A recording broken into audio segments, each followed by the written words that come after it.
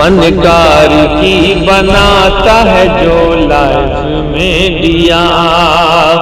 فنکار کی بناتا ہے جو لائف میں دیا،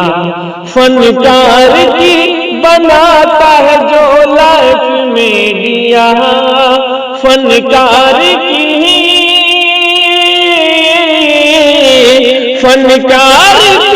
بناتا ہے جو لائف میں دیا، عمران بھائی کا ہے وہ بس کیف میں دیا، عمران بھائی کا ہے وہ بس کیف میں دیا، جی کیف میں دیا، کیف میں دیا، کیف میں دیا۔ تو جی ہاں ناظرین کرام، آپ سے ماہر بھارتی مدھوبنی کی مؤدبانہ گزارش ہے کہ ویڈیو دیکھنے سے پہلے KF میڈیا کو ضرور سبسکرائب کر لیں۔ آئیے حضرات گرامی بسم اللہ کسی تمہید کی اس وقت میں تقریر کے لیے آپ کے علاقے کے امام صاحب یعنی اس وقت میں اپنے حضرت مولانا نقیب صاحب دامت برکاتہ امام و خطیب جامع مسجد حفیظ سے میں اس وقت التماس کر رہا ہوں کہ آپ مائک پر تشریف لائیں اور اپنے تقریر سے ہم سامعین کو نوازیں۔ اس شعر کے ساتھ استقبال ہے، میرے گرد چھپا ہے کوئی احترام کے پیچھے، ضرور کوئی مقصد ہے سلام کے پیچھے، تو اپنا شہر کا ہوگا بڑا رئیس مگر نماز تو پڑھنی پڑے گی امام کے پیچھے۔ السلام علیکم ورحمۃ اللہ وبرکاتہ۔ الحمد للہ نحمده ونستعینه ونستغفره ونؤمن به ونتوکل علیہ ونعوذ باللہ من شرور انفسنا ومن سیئات اعمالنا ونعوذ باللہ من شرور انفسنا ومن سیئات اعمالنا ونعوذ باللہ من شرور انفسنا ومن سیئات اعمالنا من يهده الله فلا مضل له ومن يضلله فلا هادي له ونشهد أن لا إله إلا الله وحده لا شريك له ونشهد أن سيدنا ومولانا محمدا عبده ورسوله صلى الله عليه وعلى آله وأصحابه وأتباعه وأزواجه وذرياته وبارك وسلم تسليما كثيرا كثيرا كثيرا أما بعد فأعوذ بالله من الشيطان الرجيم بسم الله الرحمن الرحيم يوم لا ينفع مال ولا بنون إلا من أتى الله بقلب سليم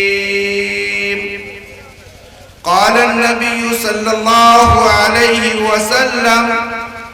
إن في جسد كل بني آدم لمضغة إذا فسدت فسد الجسد كله وإذا صلحت صلح الجسد كله أو كما قال عليه الصلاة والسلام دولت نہ کوئی مال حشم مانگ رہا ہوں،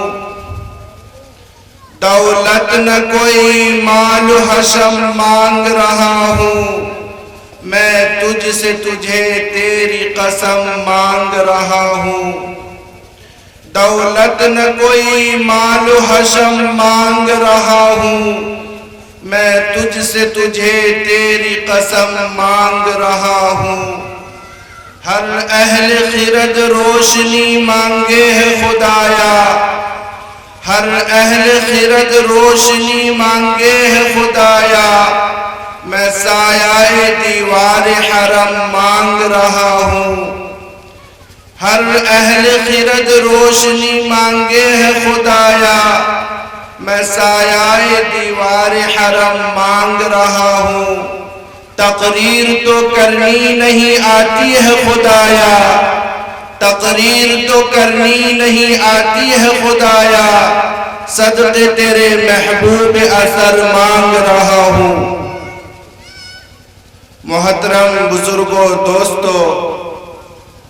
اور اسٹیج پہ تشریف فرما معزز علماء کرام اور حفاظ کرام اور جلسہ صدر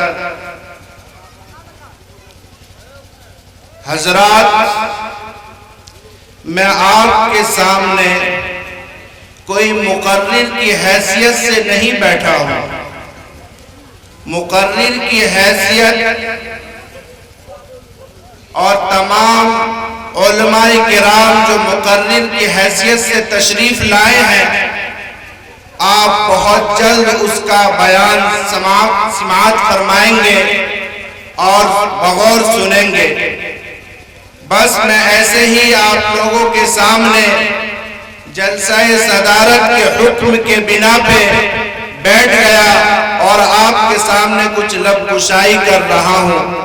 اللہ سے دعا ہے کہ اللہ پاک بولنے سے زیادہ عمل کی توفیق عطا فرمائے دوستو بزرگوں یہ جلسہ اصلاح معاشرہ ہے آپ نے اشتہار میں دیکھا ہوگا اس کا عنوان اصلاح معاشرہ اب معاشرے کے اندر جو بھی گڑبڑی ہوتی ہے جو بھی کمی ہوتی ہے جو کوتاہی ہوتی ہے اس کے اوپر روشنی ڈالی جاتی ہے اس کو بتایا جاتا ہے دوستو بزرگوں انسان کے اندر جو ایک گوشت کا لوتھڑا ہے جس کو آپ مثال کے طور پہ یوں سمجھ لیجئے کہ ایک پاور ہاؤس ہے جہاں سے بجلی سپلائی ہوتی ہے اور ٹیوب جلتا ہے اور فین چلتا ہے اسی طرح انسان کے جسم کے اندر ایک پاور ہاؤس ہے جس کو دل کہا جاتا ہے دوستو بزرگوں اگر یہ انسان کا دل سدھر جائے اور انسان کا یہ دل سنور جائے تو انسان کا تمام اعضاء سنور جائے ابھی میں نے جو خطبہ کے اندر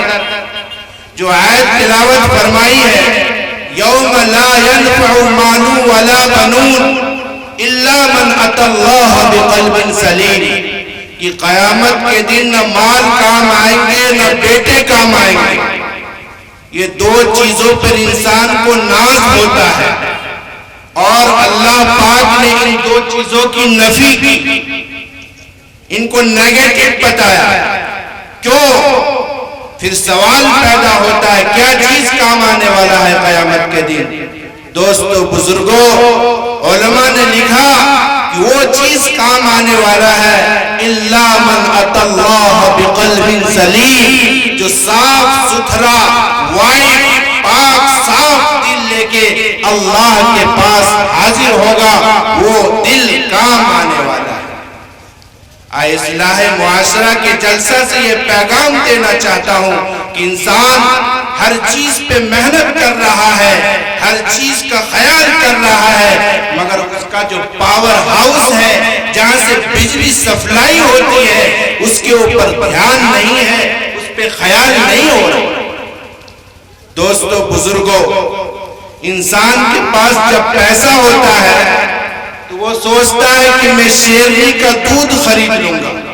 میں شیرنی کا دودھ خرید سکتا ہوں۔ دوستو بزرگوں، میں آپ کو بتاتا چلوں، آخرت میں کوئی کام تو مال سے بنتا ہی نہیں، دنیا میں بھی ہر کام مال سے نہیں بنتا ہے۔ انسان مال سے آئینک خرید سکتا ہے، بینائی نہیں خرید سکتا۔ انسان مال سے بستر خرید سکتا ہے، نیند نہیں خرید سکتا۔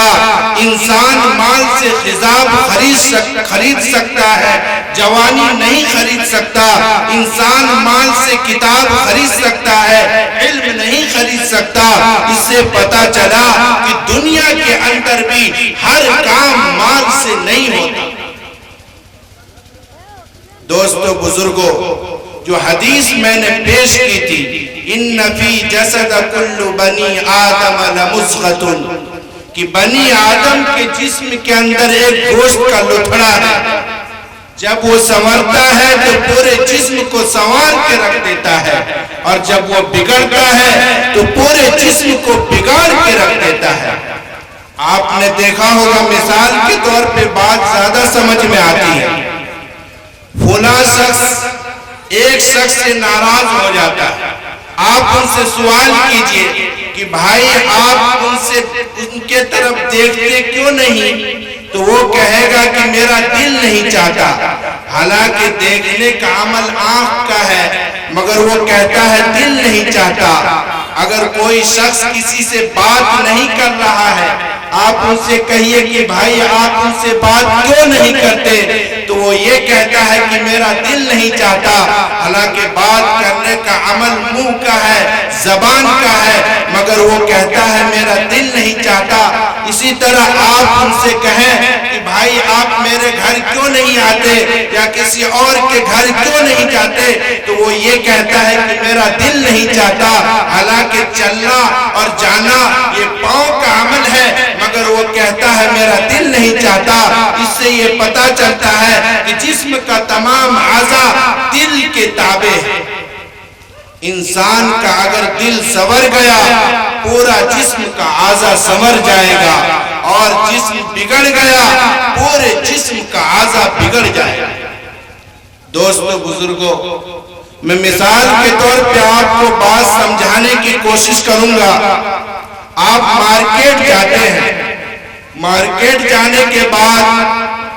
جس کو انگلش والے ایپل کہتے ہیں، ہم اپنی زبان میں سیب کہتے ہیں۔ آپ دکاندار کے پاس جاتے ہیں، شاپ کیپر کے پاس جاتے ہیں اور کہتے ہیں کہ بھائی مجھے 1 کیجی سیب دے دیجئے، میں دام لگا لیتا ہوں۔ 1 روپے کلو آپ سیب لیتے ہیں اور اس کو بہت اچھے طریقے سے دیکھتے ہیں۔ اگر کوئی داغی سیب ہوتا ہے تو آپ اس کو لینا پسند نہیں کرتے اور فوراً کہتے ہیں یہ سیب نکال دو۔ کیوں؟ 1 روپے کلو سیب دے رہا ہے، پھر بھی آپ اس کو لینا پسند نہیں کرتے، اس لیے کہ وہ داغی ہے۔ دوستو بزرگوں، اللہ رب العزت کل قیامت کے دن جب اعلان کریں گے اور کہیں گے کہاں ہے قلب سلیم والے، کہاں ہے صاف ستھرے دل والے، اپنے دل کو پیش کرو۔ حضرات، ہم وہاں کون سا دل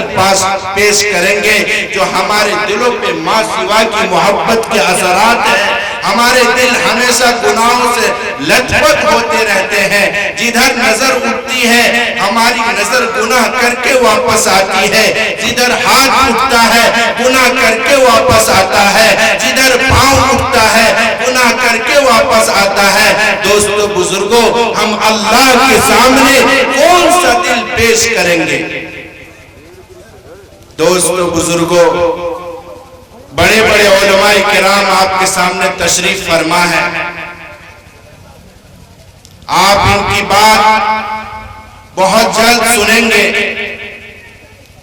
دوستو بزرگوں، میں آپ کو بتاتا چلوں، آج سب سے زیادہ دل پہ محنت کرنے کی ضرورت ہے۔ اگر انسان کا دل سنور گیا تو پورے جسم کا اعضاء سنور جائے گا۔ انسان کے اندر اگر جسمانی بیماری لاحق ہو جاتی ہے، مثال کے طور پہ لے لیجئے اگر کسی کو بخار آ جاتا ہے یا ملیریا ہو یا کالا جر کی شکل میں ہو، وہ ڈاکٹر اور طبیب کے پاس جا کے رابطہ کرتا ہے۔ مثال کے طور پہ وہ فاربس گنج جاتا ہے، وہاں کے ڈاکٹر ان کو کہتے ہیں کہ میرے بس کی باہر کی بات ہے، آپ آگے جائیے۔ وہ پھر کوشش کرتا ہے، پورنیا جاتا ہے، پھر وہ کوشش کرتا ہے، آگے کٹیہار میڈیکل کالج جاتا ہے، ان سے بھی وہاں بھی اگر ڈاکٹر جواب دے دیتے ہیں، پھر وہ ہندوستان کا جو سب سے بڑا ہاسپٹل ایمس دہلی کے اندر ہے وہاں تک جاتا ہے، اس لیے کہ ان کو وہ فکر لائق ہوتی ہے کہ یہ بیماری جو ہے مجھے موت کا سبب بن جائے گی۔ دوستو بزرگوں، اس لیے ان کی فکر ہوتی ہے، مگر جو روحانی بیماری ہوتی ہے ان کی فکر نہیں ہوتی۔ اگر ان کی فکر نہیں ہوئی، یہ بیماری تو موت کے بعد ختم ہو جائے گی، مگر وہ موت کے بعد بھی اندرونی بیماری، روحانی بیماری ختم نہیں ہوگی، وہ جہنم رسید کر کے رہے گی۔ دوستو بزرگوں، آج ہم کو توبہ کرنے کی ضرورت ہے، اللہ سے معافی مانگنے کی ضرورت ہے۔ اللہ پاک ہمارے سامنے قاضی صاحب تشریف لے آئے ہیں، زیادہ بات کرنا سمجھیے گستاخی کا سبب ہوگا۔ اللہ پاک ہم سب کو کہنے سننے سے زیادہ عمل کی توفیق دے۔ وآخر دعوانا الحمدللہ رب العالمین۔